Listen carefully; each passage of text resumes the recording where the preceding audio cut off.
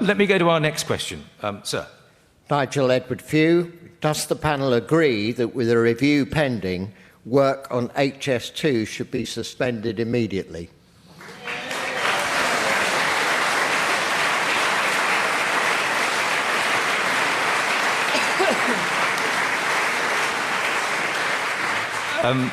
Just a little bit of context, although I suspect you may sense from the sound in the room that there probably is no need for context here. But Grant Shapps announced that HS2 is likely to be delayed up to 5 years and cost up to 88 billion. That's 26 billion more than initially projected. Peter Hitchens.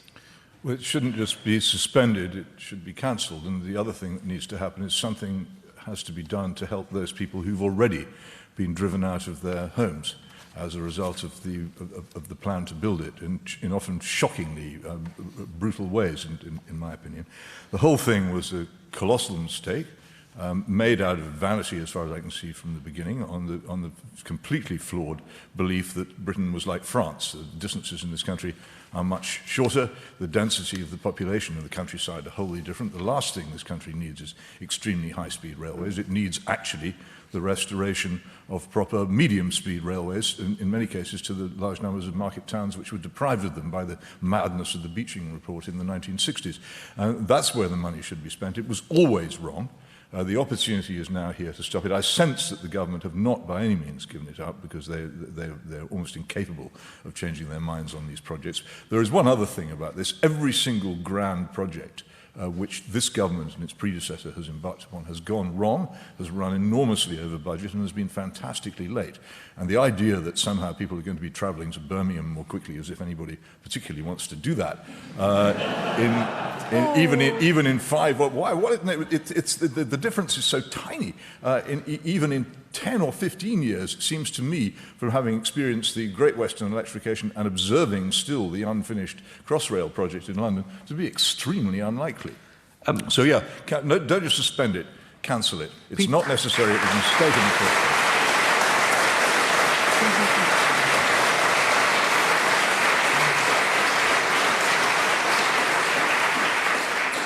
I should say, if you're listening some distance away from Cheshire, the route does go quite close to here, which is why you may gather there's quite strong feelings in the room about it. Doesn't go anywhere near where I live, though. Peter, there is a point, though, isn't there, about those who are arguing from the other point of view to yours. The Northern Council representatives, for example, who've contacted the government saying that it would be a disaster to scrap it. Among those, the West Midlands Conservative Mayor, Andy Street, worried about the local economies, the jobs that they are relying on, all of those ingredients which they fear would go if this project disappears. I believe a proper rebuilding of our railway network, so madly vandalised in the 1960s, would have a far more stimulating effect. I have to say that also a renationalisation of the railways during that proper rebuilding would be an essential part of it, to undo the stupid mistakes which we've made in our transport policy over half a century, would have far more stimulating effect on the economy in the north and the south and Scotland and everywhere else than building this stupid fantasy project which has no real purpose at all. Sarah Wollaston.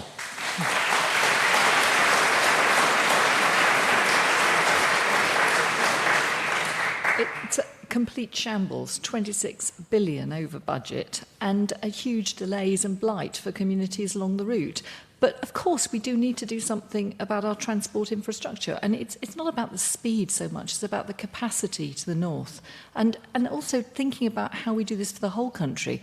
When you travel down to my constituency in the West Country, you take Thomas the Tank Engine. We haven't even got electricity down there. I mean, it's on the railways. We need to... Yes, we do have electricity in the southwest. On the railways. So let's have also... Bear in mind that we have a climate emergency. We need to be thinking about how we are going to radically change the way we travel, get people out of their cars, look at our charging infrastructure. There is so much that we should be doing, and think where 26 billion could have gone if it hadn't been wasted in the delays on this project. Shami Chakrabarti, while the review is pending, should work be suspended? I don't think I feel able to say that. There needs to be a review. It needs to look into cost, to governance, which has been a shambles, needs to look at environmental impact. But I have to also say, conscious of where I am and that everybody likes railways And a lot of people like prisons, just not in their backyard. And I know that's hard to say, but I'm going to say it. But this project has not been well run, and there are concerns about the cost, the engineering, the governance, the environmental impact, and I do not believe that this has been properly looked at. But I so agree. Let me just say this. I so agree with Peter Hitchens that we need to invest in our railways and we need to bring them back into public control.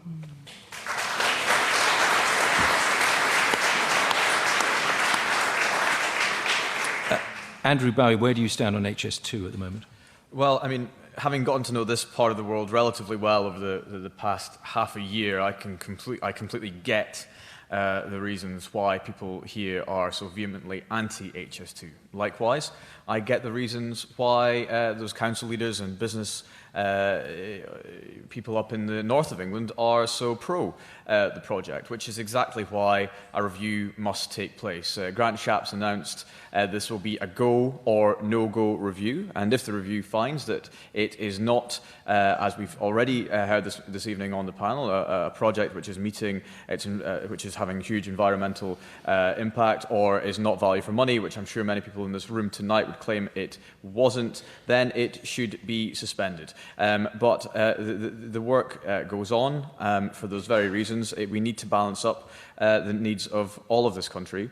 I would slightly take issue with what Shami said regarding investment into our railways and taking them back into public ownership.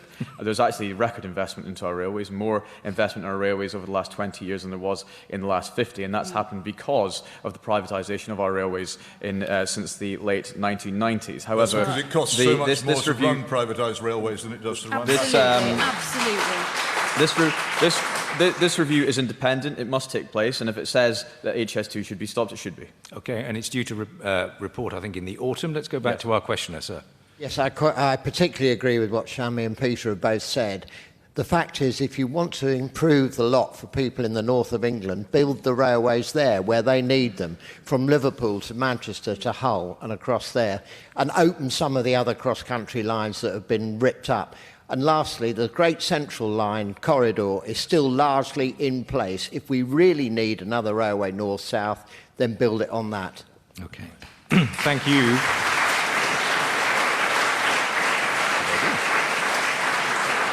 Good afternoon. Welcome to Any Answers. Shall we talk about HS2 for a bit?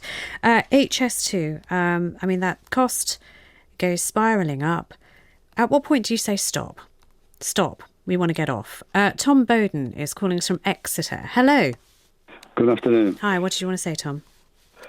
Effectively, endorse what Peter Hitchens said. Stop it. Scrap it. No more dithering. No more reviews. No suspensions. Stop it. It's going to turn into a money pit. It's going to be uneconomical, probably to infinity.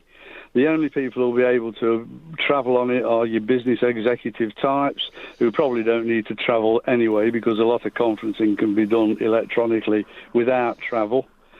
It's just a waste of money.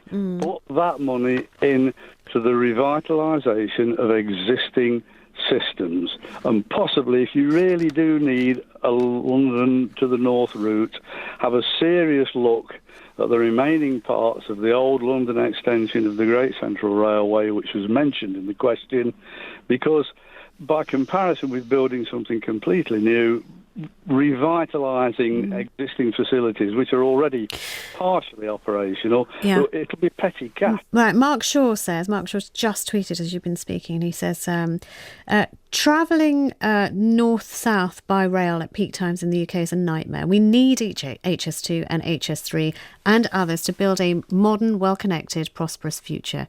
This is a once-in-a-100-year infrastructure cost, and it should be considered in that context over that time frame. Well, I accept that it'll be some good for some people, but I don't believe this thing about it revitalising the country, the industry, the commerce. I'm sorry, it's going to be one of these things that, like Concorde, it may be a wonder in technological terms, but it'll just be for the rich, for the people with expenses accounts. Okay. It's not for everybody. To serve the country. Tom, thank you. Pamela Swift-Powell is calling us from Kenilworth, Warwickshire. Hello, Pamela. Hello. Hi. I would like to say, on behalf of the countryside that we have around us, I've lived in Warwickshire all my life and seen it destroyed by vast housing projects for which there are great arguments, but I can see no argument for destroying any more of our woods and countryside for a small stretch of high-speed rail when we're grumbling about the destruction of the rainforests in Brazil. Why are we destroying our own tiny island? We haven't even got the space for all the destruction that's going on. It's just appalling. And the money that's been spent, a lot of people don't realise that as soon as it was mooted that they wanted to build this railway, a board of governors was set up, and we've been paying these people astronomical sums to sit on their bottoms and think about it for far too long. Okay, Pamela. I say, don't destroy any more of our tiny island, Pamela, please. thank you very much for your call. Somebody who calls themselves, it's Twitter, you can do this on Twitter, Bad Tempered Badger. Yes, cancel the HS2. It's an environmental disaster, agreeing with Pamela there, destructive to small communities and scarring to the landscape, a big waste of money, time, energy, resources. Steve Balding, hello. Hi. Hi. A lot of money has gone into this so far. Do we just write that off and say, OK, too bad? No, absolutely not. Yes, HS2 and the people running the company and running the project have, let's be honest, made a bit of a hash of it. We need a radical shake-up in the organisation actually organising and building HS2. It could be done quicker, it could be done cheaper, and yes, and there are environmental arguments, there are certain parts of the precious landscape that must be rethought. Yeah, but push on, just do it differently. Replace, the heads who have not thought this through and put other heads in. That's your argument. Well, yes, I mean... Okay, all right, Paul, let me just bring Paul Thornton in. Paul calling also from Kenilworth, our second caller from Kenilworth, quite near the line as well. Paul, we had another Kenilworth caller saying completely anti, stop it right now. What do you say? Yeah, I'm originally from up north, and to be honest, if HS2 would do the things that it would, that it says on the tin, then it could go straight through my back garden with pleasure. But the reality is that every aspect that's been claimed for HS2 has been looked at very carefully by the House of Lords Economic Affairs Committee and found to be absolutely flawed. The reality is that HS2 will be hugely detrimental for the rail services in the north because it will take away the funding for the rail development that really is needed up there. The electrification, more trains, longer trains. The key issue about trains going into Euston, HS2 is going to take away platforms from the commuter trains in Euston. So our last caller, So our last caller said, look, you could do this cheaper and better if you had more sensible people, but you don't trust that. You should say stop. Just stop. Okay.